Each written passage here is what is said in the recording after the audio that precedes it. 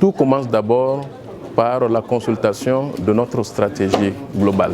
Et comme je l'ai présenté ce matin, notre stratégie globale inclut justement un pilier de soutien à la cohésion sociale et donc à la stabilité.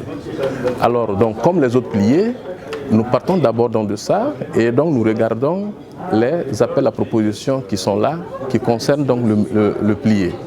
Et dès lors on a un appel à proposition qui concerne en fait des actions dans le cadre de la consolidation de la paix et donc de la cohésion sociale, eh bien, nous nous retournons vers les populations. Vous l'avez vu dans toutes les présentations, que justement nous consultons donc les populations pour que ce que nous allons mettre en œuvre réponde véritablement à un besoin en matière donc de consolidation de paix et donc de cohésion sociale. C'est ce que nous avons fait. Et c'est les populations elles-mêmes qui nous disent, voilà par rapport à notre problème, au problème que nous vivons, voici donc la façon dont nous pensons que nous pouvons donc gérer les questions.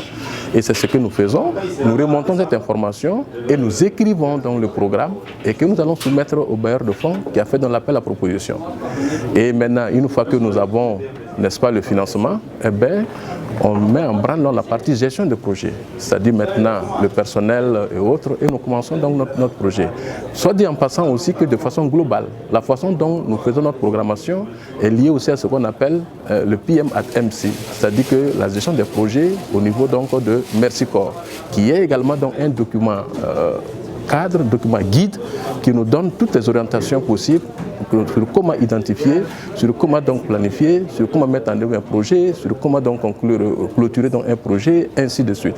Donc tous ces éléments donc sont pris en compte lorsque donc nous montons un programme en général, mais particulièrement également des programmes qui concernent la cohésion sociale et donc le maintien de la paix, la construction de la paix, disons.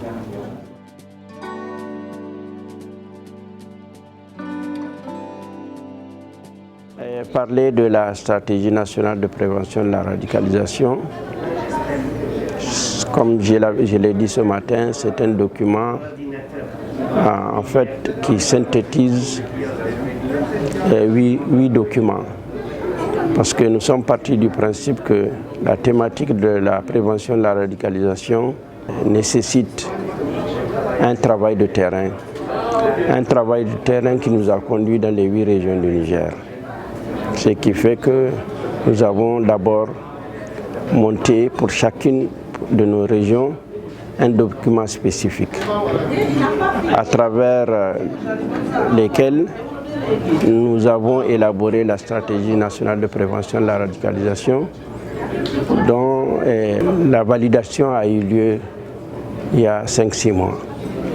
Donc c'est pour dire que c'est un document de référence qui se réfère d'abord à un premier document qui a été élaboré dans le cadre des 5 pays G5 Sahel, ce qu'on appelle le guide de référence pour nous. C'est une stratégie donc qui est nigérienne. Il y a une stratégie nationale malienne, tchadienne, mauritanienne et burkinabé. Donc les 5 pays G5 Sahel. Nous avons donc un document de référence qui a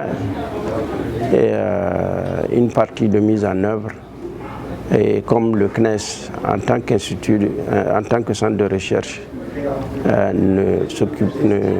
n'a pas vocation de gérer la mise en œuvre.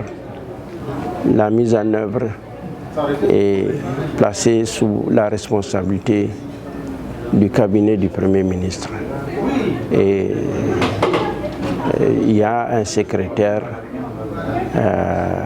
exécutif qui a été nommé et qui va certainement, dans les mois à venir, composer son équipe pour la mise en œuvre de cette stratégie nationale, qui, comme je l'ai dit, est un document de référence.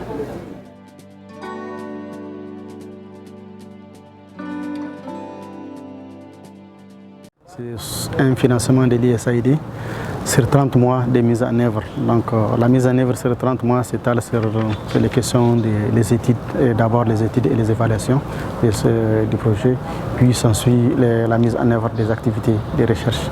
Donc La base, c'est de partir avec des projets pilotes donc, sur les 40 villages, donc des villages de traitement et des villages de contrôle, pour aboutir à l'amélioration des connaissances des praticiens de la cohésion sociale sur le niveau de cohésion sociale, mais aussi avoir des idées et des idées, mais aussi des connaissances sur les éléments de la cohésion sociale au niveau de la région de Tillabéri. Ces éléments peuvent servir d'outils d'aide à la décision aux projets, mais aussi aux intervenants ou bien des acteurs qui interviennent en même temps, les acteurs étatiques, mais aussi les ONG nationales et internationales, la société civile sur les actions de cohésion sociale au niveau de la région de Tillabéri. Donc nous avons déjà commencé à mettre en œuvre des documents de recherche, mais aussi des documents qui peuvent les aider à un peu améliorer leurs interventions sur la consolidation de la paix, mais aussi de la prévention des conflits au niveau de la région de Tillabéri.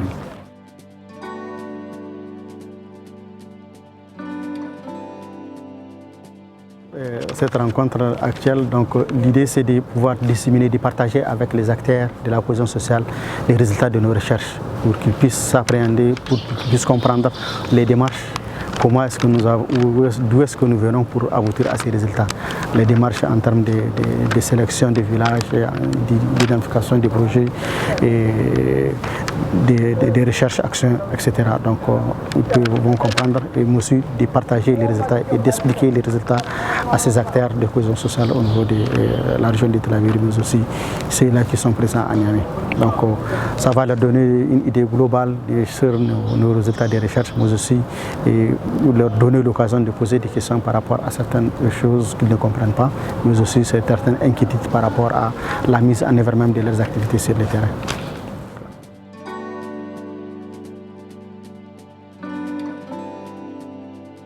Et pour moi, cette rencontre est très importante, parce qu'elle m'a permis d'être en contact avec les responsables de ces ONG qui font des déblocages ou qui exécutent des investissements dans nos communes sans pour autant le voir aujourd'hui. Ça nous a permis de les rencontrer et de leur dire au moins merci. Et surtout nous qui vivons dans un contexte d'insécurité où nous avons beaucoup plus besoin de l'aide, où surtout les tissus sociaux et surtout a été beaucoup victime d'un certain nombre de violences compte tenu de ce contexte-là. Et avec ces investissements, ils nous ont permis de réduire ces climats de méfiance, de mettre les populations en contact, de réduire le climat de distanciation qu'il y a entre les gens à travers ces activités, surtout les activités qu'ils font à travers le regroupement entre les différentes parties de la communauté. Et c'est vraiment très important et ça nous a permis aussi d'être en contact avec d'autres communautés et avoir les expériences qu'ils ont eu à avoir à travers la gestion des situations de conflit. Donc cela revient à dire qu'une fois chez nous, même dans nos activités, nous allons essayer de mettre en activité ce que nous avons appris comme expérience à travers d'autres communautés en situation de conflit.